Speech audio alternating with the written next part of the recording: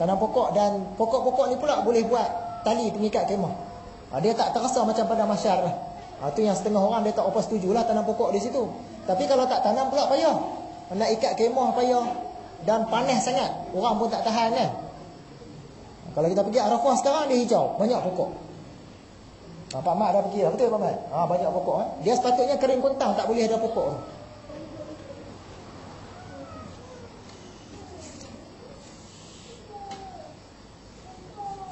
Okey, sambung hadis. Keterangan hadis.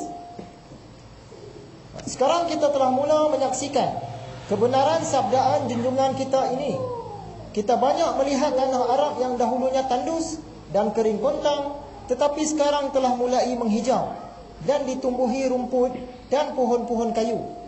Contohnya padang Arafah di Makkahul Mukarramah, yang dahulunya hanya dikenali sebagai padang tandus dan tidak ada pohon kayu. Sekarang ini padang Arafah dipenuhi pohon-pohon kayu, sehingga kelihatan menghijau dan kita dapat berteduh di bawah naungannya. Keadaan ini walaupun menyejukkan mata memandang, namun ia mengurangkan gambaran suasana padang mahsyar. Kita duduk di padang Arafah tu salah satu tujuan dia nak mengingatkan kita tentang hari kebangkitan tu. Perhimpunan di padang mahsyar. Sekarang ni perasaan tu dia payah nak datang lah, sebab kita tengok pokok banyak.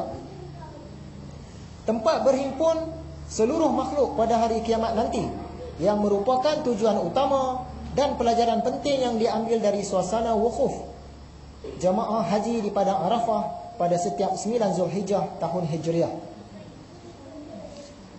Tapi haji kita sah juga, bukan kata tak sah, sah juga. Cuma dari segi perasaan hati tu kurang.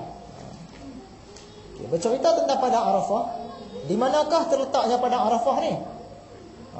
Mekah dia duduk sebelah timur, timur daripada Mekah. Padang Arafah ni dia panjangnya lebih kurang 12 km. Keliling dia tu bukit-bukit, panjangnya 12 km kawasan lapang tu, dan lebar dia 6,5 km. Sepatutnya tanah kering kontang lah tu, tapi sekarang dah banyak pokok. Dari mana dapat nama Arafah? Setengah pendapat mengatakan daripada nama gunung-gunung dan bukit-bukit yang banyak keliling tu. Himpunan gunung-gunung dan bukit-bukit ni disebut Arafah. Pendapat yang lain pula mengatakan perkataan Arafah ini datang daripada kata akar irfan. Irfan maksud dia ilmu ataupun makrifat. Dan satu lagi pendapat mengatakan nama Arafah ni terhasil daripada pertemuan Nabi Ibrahim dengan Malaikat Jibril. Pertemuan Nabi Ibrahim dengan Malaikat Jibril dekat padang tu lah. Dia padang Arafah, dia jadi terkenal pada mulanya sebab di situlah tempat pertemuan Nabi Adam dengan isteri dia, Hawa. Selepas mereka ni dikeluarkan daripada syurga, mereka ni pun tak tahu seorang ke mana entah. Ada orang kata seorang di India, seorang di tanah Arab, tak tahulah.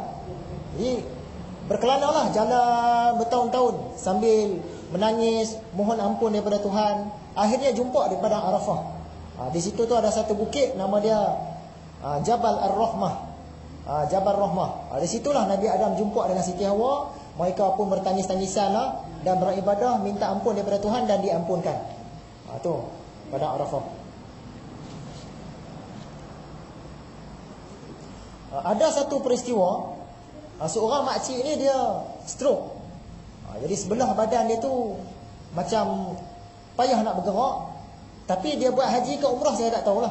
Cerita dia. Dia pergi sana nak bergerak, orang papah. Orang tolong papah dia.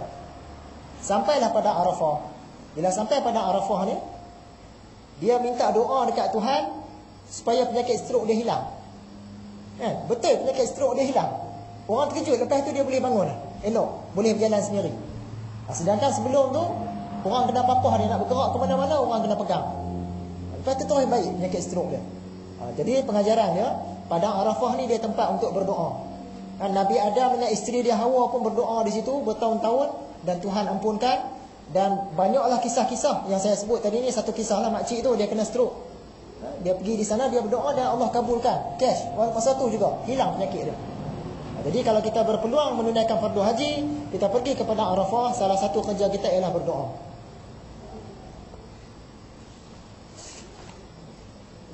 Baik, selain daripada berdoa, apa yang kita kena buat di padang Arafah ni? Yang pertama, kita kena mengenang kembali sejarah pertemuan Nabi Adam dengan Siti Hawa. Susah senang mereka tu minta ampun, bertangis-tangisan, dan Tuhan ampunkan. Itu satu perkara. Yang kedua, kita kena mengenal sejarah Nabi Ibrahim. Sebab Nabi Ibrahim pun dekat dengan Padang Arafah. Yang ketiga, kena berdoa tadi. Yang keempat, kita kena menggambarkan kita sedang berada di Padang Mahsyar. Gambaran, ada pokok ke tak ada pokok ke, kita gambarkanlah. Ni seolah-olah di kawasan kering kontang, semua umat manusia dan jin daripada zaman sebelum Nabi Adam lagi, daripada zaman Jan dulu, bapa jin tu, sampailah ke zaman akan datang ni semua berkumpul. Kalau manusia ni entah berapa bilion pun tak tahu, campur dengan jin lagi banyak. Mungkin puluh-puluh, ratus-ratus bilion jin ni. Jadi semua berkumpul di Padang Mahsyar tu. Semua dalam keadaan tidak berpakaian, masing-masing sibuk dengan urusan masing-masing, tak sempat nak tengok orang lain dah. Jadi kita nak kena gambarkan, aku sekarang ni di Padang Mahsyar, apa yang aku bawa, apa yang aku nak persembahkan pada Tuhan. Kalau ditanya oleh para malaikat nanti, apa aku nak jawab. Di situlah. Kemudian satu lagi, benda yang orang suka tertinggal. Bukan suka tertinggal, dia tak tahu. Masa di Padang Arafah ni, kita boleh mengenang khutbah wada'. Khutbah wada' ni apa dia? Khutbah terakhir Nabi Muhammad semasa mengerjakan haji. Pada tahun 10 Hijrah. Yang itulah haji Nabi Muhammad yang last kali dia buat. Dan semasa di Arafah dia sampaikan khutbah terakhir. Isi khutbah terakhir ni sangat penting. Sebab Nabi Muhammad pesan di hujung itu, siapa yang ada dekat sini hari ni kena sampaikan pada orang lain. Jadi kadang-kadang kita ni dah pergi buat haji dah, pergi umrah banyak kali dah. Kita tanya khutbah wada' tahu tak? Tak tahu.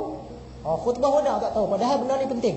Dia khutbah terakhir yang Nabi Muhammad buat. Di dalam dia berisi peringatan-peringatan yang akan kita pakai sampailah hari kiamat. Penting khutbah wada' ni.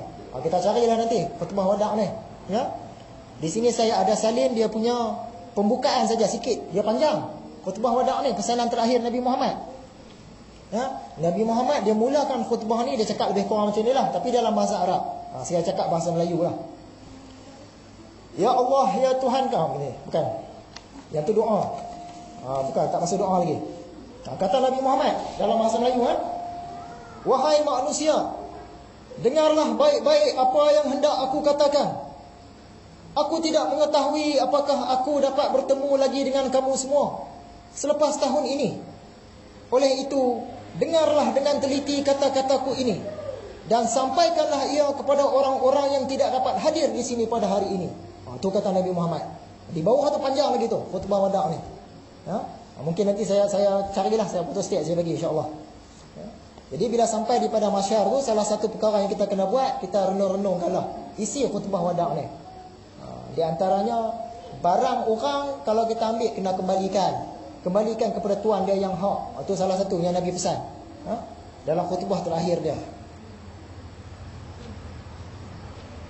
Semasa Nabi berucap tu, jemaah haji yang ada ketika itu di Padang Arafah lebih kurang 140,000 orang. Tak tahulah semua dengar ke, sebahagian dengar ke, tapi Nabi Muhammad dia tak pakai mikrofon.